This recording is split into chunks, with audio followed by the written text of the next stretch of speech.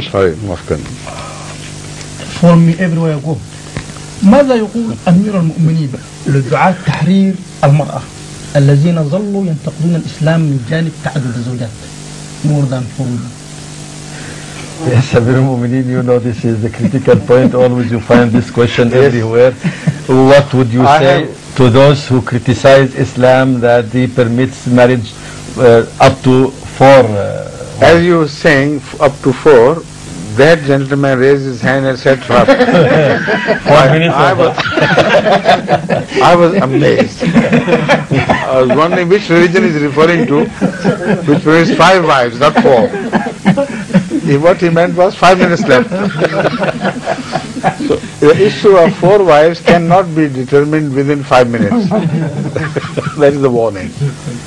But number one, remember this, it is wrong to say it was a permission, while the practice of the Arabs were that they were stuck to 1 wife. It's a restriction because the practice of the Arabs were to even have hundreds of wives. So it was not a permission from 1 to 4, it was a restriction from hundreds to 4. And that restriction was further restricted by 2 warnings on either side. وَإِنْ خِفْتُمْ أَلَّا تُقْسِطُوا يَا لَا لَا تَعْدِلُوا. There is 1 word qist used and 1 word other.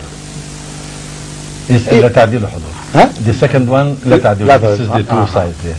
And the first one is أَن تُقْسِطُوا فِي الْيَتَامَى. No, yes. These 2 conditions on both sides press the person who is thinking of remarrying, that you will be permitted, but remember you are answerable to God. Unless you are 100% sure that you will be able to do justice to the women you are marrying, you are not permitted. So the justice is stressed so much that even if a very few people in fact marry among Muslims more than once, they fail to do justice. We can see that. So it's a weakness of man which has been pointed out. For the sake of doing justice, sometimes it is needed that you are permitted to marry twice or 3 times. When there is a state of war, when there are so many orphans, etc., or in situations of disease, and so many other reasons, when justice demands, you must marry. When the justice prohibits you to marry, stop. This is the most beautiful injunction which meets some national situations and national crises, like world wars, World War I, World War II. You know, it left the ratio between men and women in in Europe so disturbed and so imbalanced that in Germany the number of men were less by 1 to 4 ratio, in fact.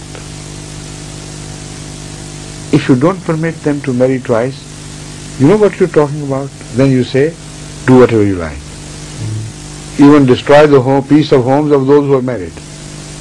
But there are so many women in the streets without any strong moral inhibition stopping them from playing havoc with other people's homes, who do this, and this is why every war saw a deep step down in moral values in Europe.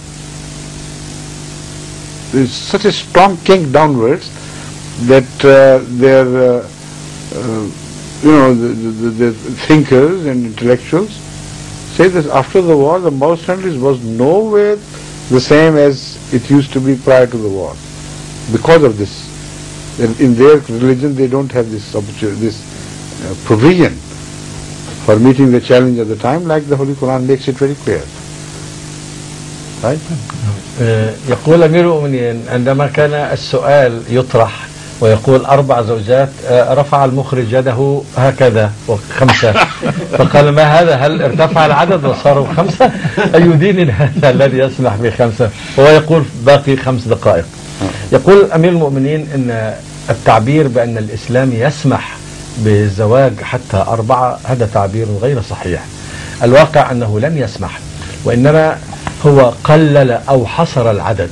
كان قبل الإسلام الزواج غير محدود، تتزوج المرأة عشرات أو كما يشاء، فحدد الإسلام هذا الانفتاح وقيده ب4، فليس كانوا يتزوجون واحدة ثم سمح الإسلام ب4، لا، كانوا يتزوجون العشرات فقيده الإسلام ب4. ومع ذلك وضع حاجزين. الحاجز الأول: إن خفتم ألا تقسطوا في اليتامى فانكحوا. إذن الزواج بأكثر من واحدة حتى 4 للإقساط، للقسط. وإن خفتم ألا تعدلوا فواحدة. إذن الواحدة للعدل وأكثر من واحدة للقسط. متى يحدث هذا؟ إذا حدثت الحروب وحدثت المشاكل التي يتعرض لها الرجال وينقص عددهم وتصبح نسبتهم أقل من النساء. أين تذهب هذه النساء؟ من العدل ومن القسط إليهم أن يتزوجن.